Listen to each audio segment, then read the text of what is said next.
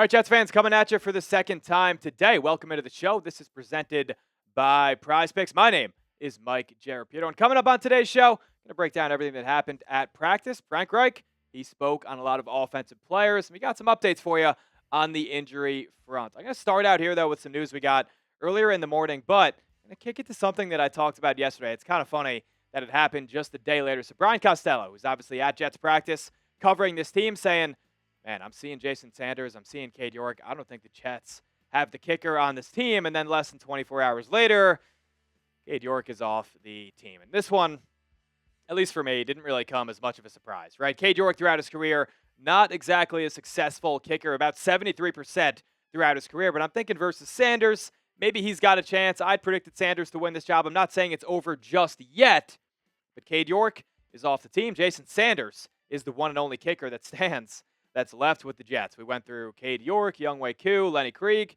Jason Sanders, the last man standing. If Sanders wins the job, or if he gets cut, or if anybody else gets cut, we're going to have you covered here on the show. Getting closer to 15,000 subs here on the show, so make sure to hit that sub button. Every time the Jets make a move, we make a video. So we'll have you covered through Jets training camp, through the entire Jets season. So make sure to hit that sub button, turn on those bells. So for today's practice, Zack Rosenblatt of The Athletic broke it down for us. He said, another great day from Geno Smith. Garrett Wilson and A.D. Mitchell, they seem to be the clear top two options at wide receiver for the New York Jets. And Cade Klubnik, well, he went 8 of 13. He was sacked 5 times. Going to talk about him in just a little bit here, but I want to talk about Mitchell first. It's becoming really, really obvious to me that he's the clear number 2 option at wide receiver for the New York Jets. And it's funny because I look back, and when the Jets acquired Sauce Gardner, he kind of just felt like a throw-in, didn't he? We go, oh my goodness, 2 first-round picks. Oh, A.D. Mitchell too. He's the guy that let go of the ball before he got in the end zone against the Rams. That guy, all right, whatever. Maybe he'll be off the team in a year or two, but oh my goodness. I don't think I've ever seen anybody have as good of a summer as A.D. Mitchell did for the New York Jets. I've never seen a player like Mitchell. Yeah, Bailey's getting a lot of hype. He was the 2nd overall pick. I've never seen a player like Mitchell come in for the Jets and just be this lauded. Like, we are really, really looking forward to seeing the development of A.D. Mitchell. Frank Reich spoke about Mitchell today, had this to say, man, the guy's highly confident, but he's willing to learn. That is the it factor. When you have extreme confidence, but humility to bounce it off of. That's the fuel that we want to fire up our engine, and we've got that. So, yeah, for Mitchell, I mean, I'm really looking forward to the season for A.D. Mitchell because it seems like, as I said, the clear number 2 option on this team is A.D. Mitchell. I don't even think there's any argument to it. And I remember I went on Jake Asman's show about 3 weeks ago. He said, Mike, give me a bold prediction for training camp. And I said, how about Omar Cooper is just better than A.D. Mitchell? How about the guy we drafted in the first round out of Indiana, had 13 touchdowns for a national championship winning team, looks better than A.D. Mitchell? I might have to take that one back. The third note there, Klubnik going 8 of 13, sacked 5 times. So I have a thought here for this coming Friday against the Giants. I don't think Geno Smith is going to play. I think we saw basically all we needed to see. Maybe you want to see him out there for a little bit more. I don't think we should throw Klubnik.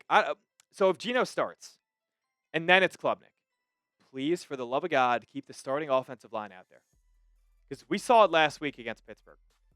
Cade Klubnik was running for his life against the Pittsburgh Steelers. So do not throw him behind the reserve offensive line. I don't want to see him behind all these second-string guys. Look, I get it. He has to play. I want to see a lot of Cade Klubnik this coming Friday against the Giants, but please, don't just throw him out there just to throw him out there. If you are playing him, protect your investment. Protect your quarterback, too. And that's obviously, I mean, it really, really seems obvious that Cade Klubnik is the quarterback, too. So I have this question for you guys.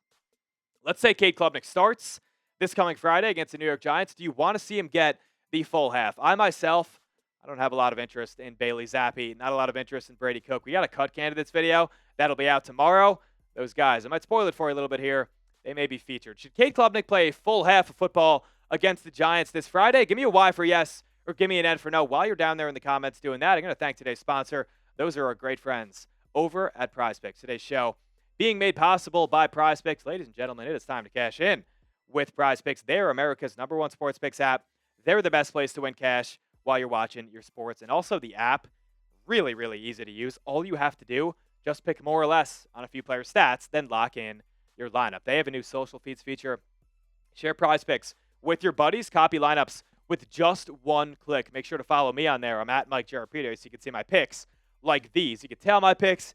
You can fade my picks, but I'd recommend tailing this one. This is a $10 for a $60 play. Got the more on Garrett, got the more on Ashton Genty, and the more on Colston Loveland. Prize Picks, they now also have early payouts. If your player were to get off to a hot start, they now have that option for you to cash out those winnings before the game even ends. And their New Year's offer is a brand new offer. You can play your first $5 and get $150 in lineups if you win.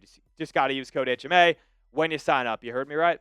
Prize Picks just switched up their offer, so there's no better time to join, lock in, and win that first lineup. That'll be code HMA at sign up to get $150 in bonus lineups if you win that first $5 lineup. Thank you to Prize Picks for sponsoring today's show. Okay, so Frank Reich did speak a little bit more. Went on to talk about Kenyon Sadiq, kind of what he's going to be doing on his way back here for the Jets, and he kind of pumped the brakes on us just a little bit here. He said, look, there's no doubt we're going to scale his rollback. We're going to scale his rollback. We're going to ease him in slowly to this offense. Was kind of working off to the side again today. We had that news yesterday that he returned to practice in very, very limited fashion, really just off to the side with guys like Breece Hall and Isaiah Davis, but said we're going to have to work him in slowly, and I pat myself on the back just a little bit here. This was about 3 weeks ago on our show here, and I said, look, I don't think Sadiq is going to be immediately a major part of this offense. And yeah, that might have been the original plan with Kenyon Sadiq, but I look at it now, and I'm thinking he missed all of camp back in June. He's missing basically all of training camp here. So is he really just going to walk in, have to learn an entirely new offense with a brand new quarterback, brand new people around him? Everything about it is new. He's going from one level to another. I don't think he's going to be a huge part of this offense as we roll into this season. Also, some more updates here from our guy, Rich Cimini, over at ESPN. Jets injury updates. Breece Hall, Kenyon Sadiq, D'Angelo Ponds, and Isaiah Davis, all of them off to the side today. And we had that video yesterday of Breece Hall running around. Looked pretty encouraging. Looked pretty encouraging to me. Breece looks like he'll be ready for week one. Again, that's just me. Eye test. Seeing a video on Twitter of Breece Hall running that got me excited, but take it with a grain of salt. Reich also went on to talk about Geno Smith, our quarterback, and he has been nothing but complimentary of Geno this entire offseason. He said, everything I said about Geno is even more true than I even thought it was. He is dialed in. I'm thinking about this Jets offense, right? All right, so I've been a Jets fan my whole life. It's been tough, and I've seen some really bad offenses. But I think this one, at least for me, a younger Jets fan, sure.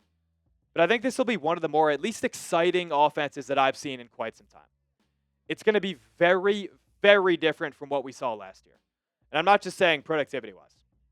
I'm not just saying, well, of course we're going to get better. We definitely, if we don't get better, everybody's fired on offense. But it should be an entirely different look in terms of actually pushing the ball down the field, which is something that we did not do last season. And for Geno, I'm looking around, and I'm thinking, well, you have your right tackle, you got your left tackle, you got 3 receivers, you got a running back in Breece Hall, you got your 2 tight ends, Kenyon Sadiq and Mason Taylor.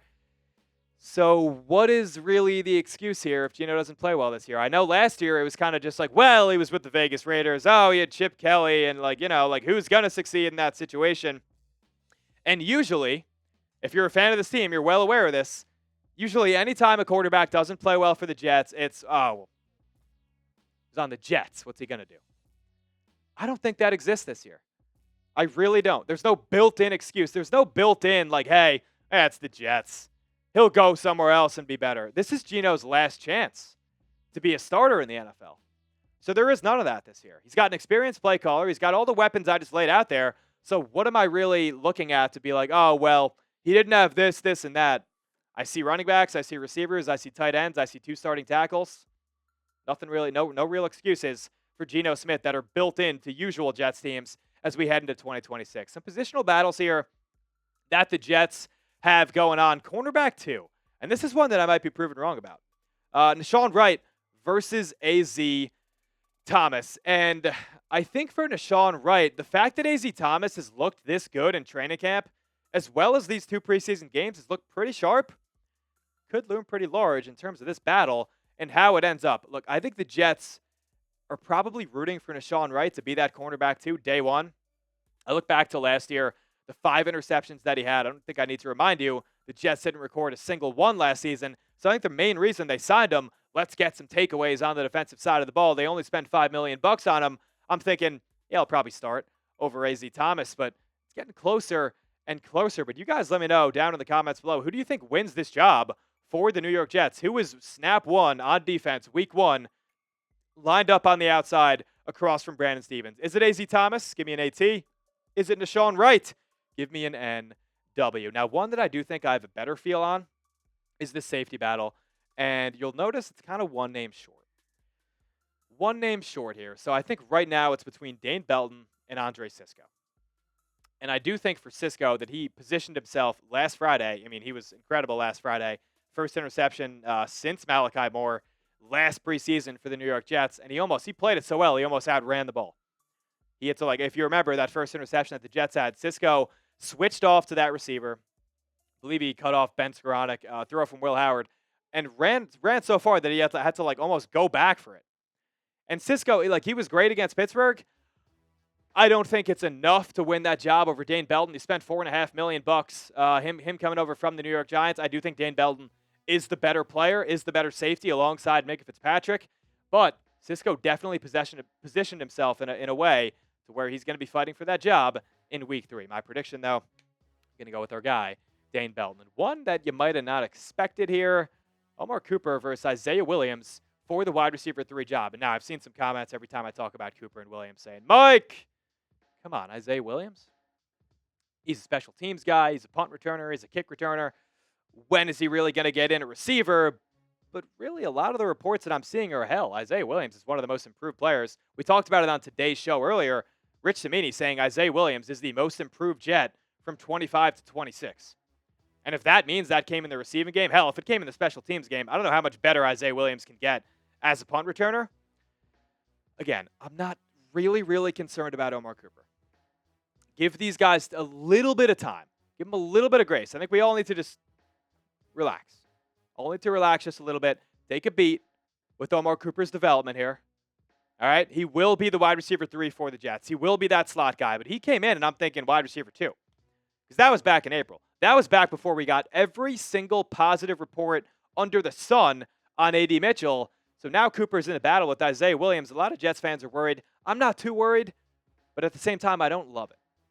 It's a guy you traded up for in the first round of the NFL draft. So we'll see what happens with Omar Cooper. No matter what happens, we will have you covered here on the show, as that'll about do it for today. We'll be back at you tomorrow. Going to come at you with some cut candidates on this Jets team. Got 5 of them, and 2 of them may surprise you. So make sure to subscribe, turn on those bells. Thank you guys for watching. And as always, JTS, Jets.